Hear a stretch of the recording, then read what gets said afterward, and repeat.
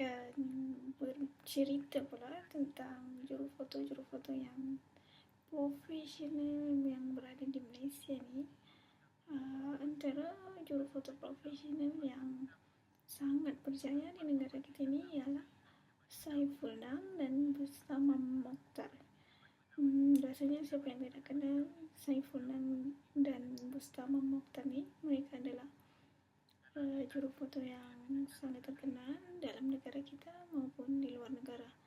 Mereka terlalu banyak membuat tutorial tentang fotografi dan ianya sangat berguna jika kita lihat dan belajar daripada mereka. Di sini saya ingin berkongsi dengan anda tentang Saiful Nang dan ceramah dia. Mereka pula bersama Mokhtar pun dengan ceramah dia yang saya rasa amat berguna kepada kita untuk belajar bersama-sama. Mari kita lihat.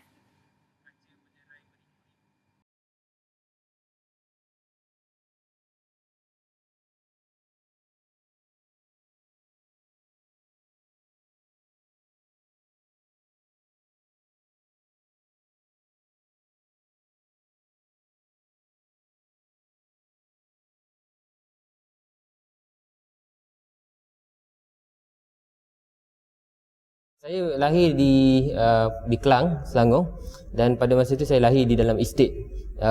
Dalam estate yang bapa saya ialah pekerja kilang, kilang kelapa sawit pada ketika itu. Daripada kecil saya punya rakan-rakan yang rapat dengan saya bukannya orang Melayu sahaja, ada satu dua sahaja orang Melayu. The rest are Indian and Chinese. So we go fishing together, we go mandi sungai and all that. To be frank, my father only earn RM250 satu bulan.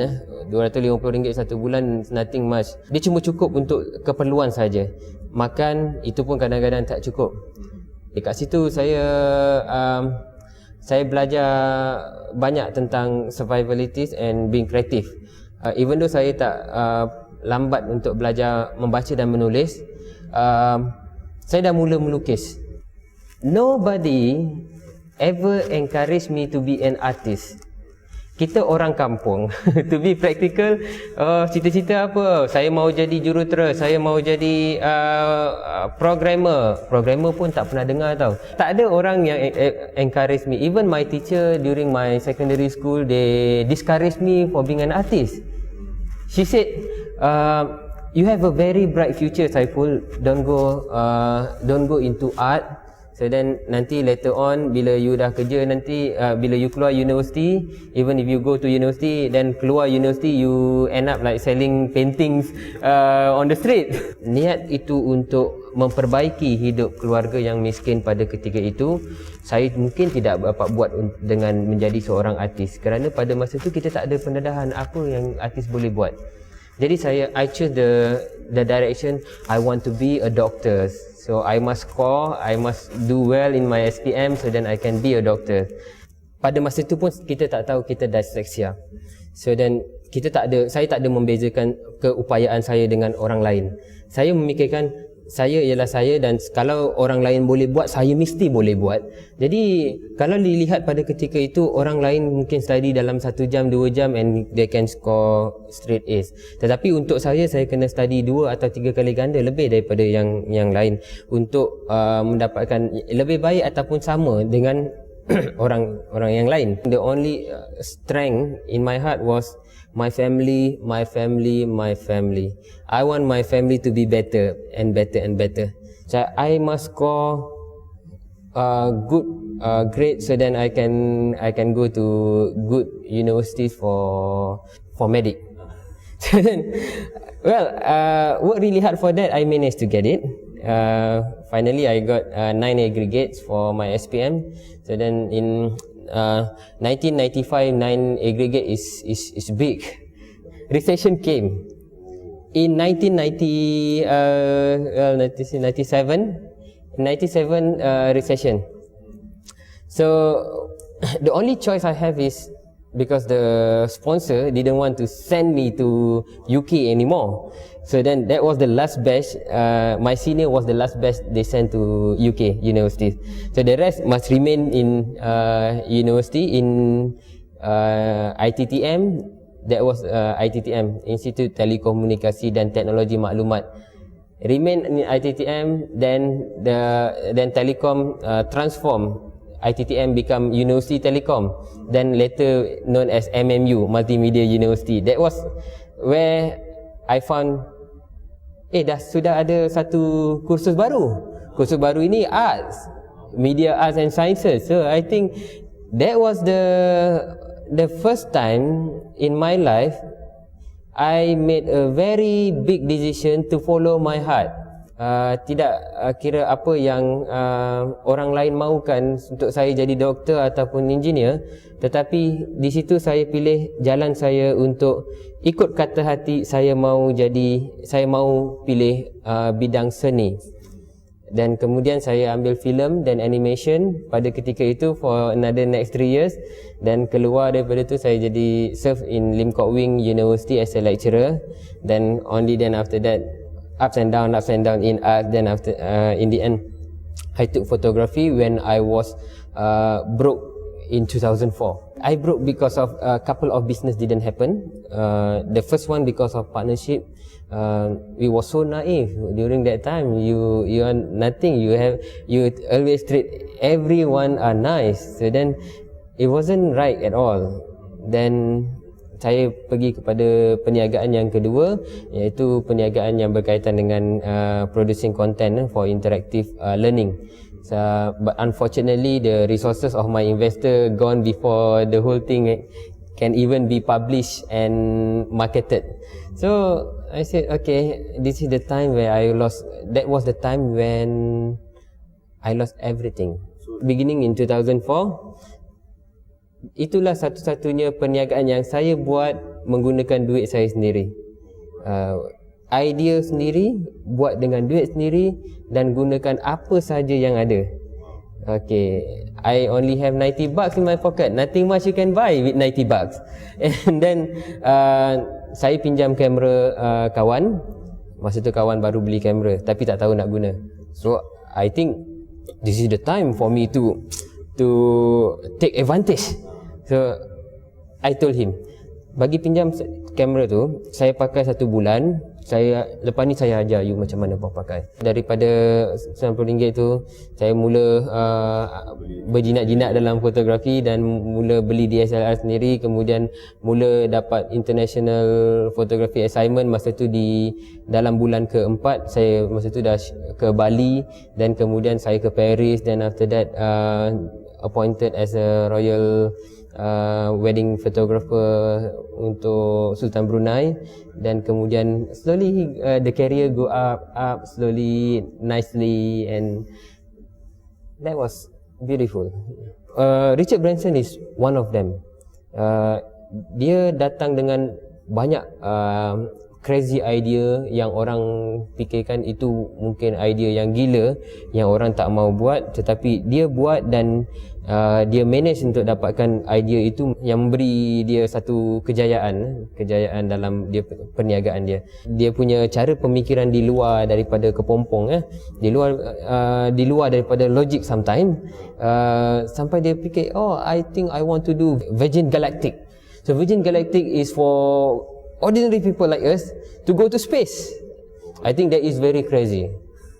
I myself also think that is really crazy, but he made it. He's actually on the way there. So that's my ideal in the business. Kalau kita saja yang menerima tetapi tidak memberi semula kepada orang lain, satu hukum dunia itu sudah hukum dunia, hidup di dalam dunia, hukum alam ini kita dah stop. Because kita mesti terima dan kita mesti beri semula.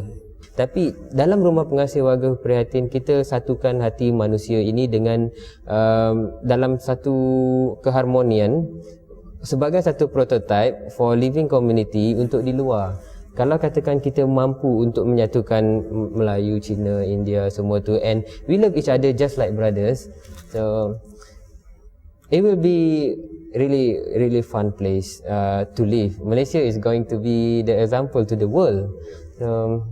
Memang banyak negara yang walaupun hanya 2 kaum saja pun bergaduh tak habis-habis, tapi Malaysia pun orang dah panggil harmoni. Saya orang Malaysia. Saya mau, itu salah satu antara ultimate goal Rumah Pengasih Warga Prihatin.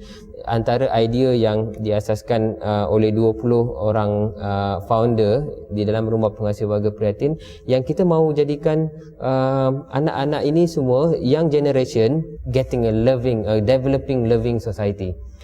I was there during the time the project was not physicalized yet, and sampai sekarang bila things dah jadi semua, kita masih lagi berada di situ, kita masih lagi support keberadaan Rumah Pengasih Warga Prihatin, kerana visi dan misi itu adalah membawa kepada satu perpaduan regardless of the skin color and religion and races.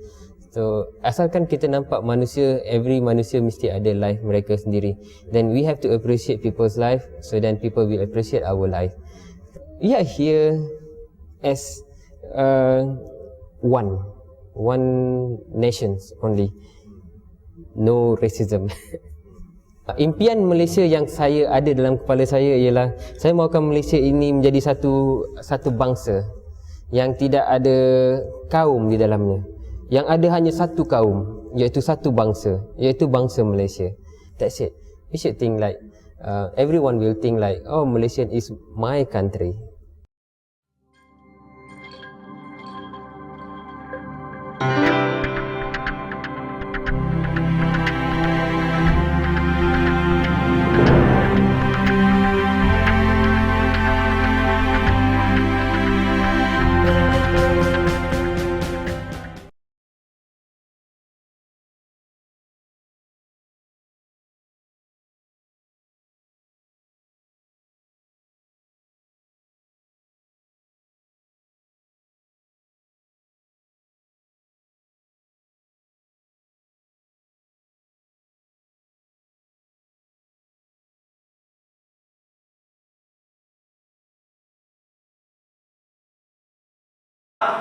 Support.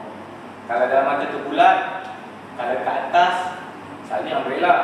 Kalau ada bulat kat bawah, selalunya reflector. Kalau benda-benda pelik kadang-kadang lagi.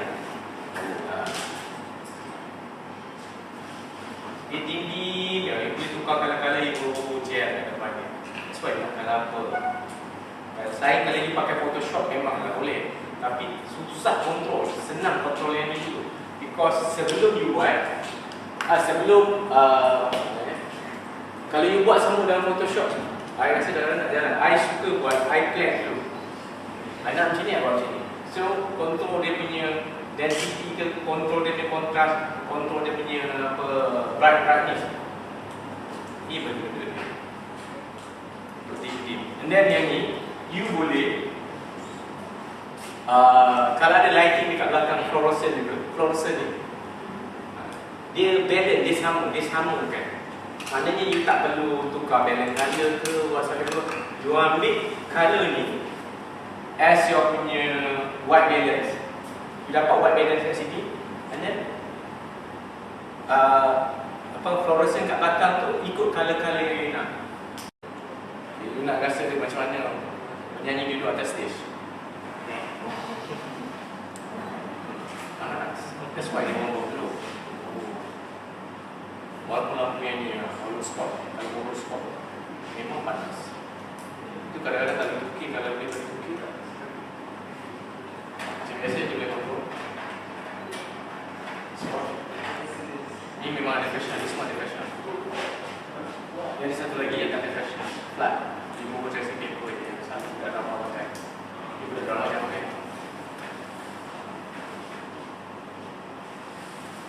Ini tungsten. HMI itu daylight. HMI highlight metal protect dalam fashion fotografi tu. Okey lah. Ini 2.5 lah, 2.5.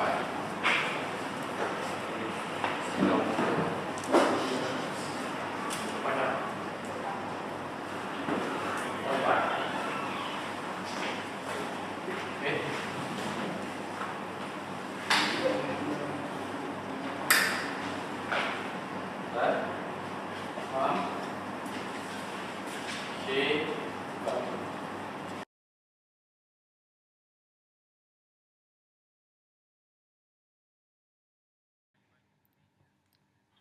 seronok tak dengar ceramah-ceramah mereka. Saya pun amat berminat dengan mereka berdua, dan saya rasa kita boleh ambil pengajaran, dan semoga berjaya kepada anda semua di sana. Belajarlah dengan melalui e-book ini dan tutorial-tutorial yang telah saya berikan. Terima kasih.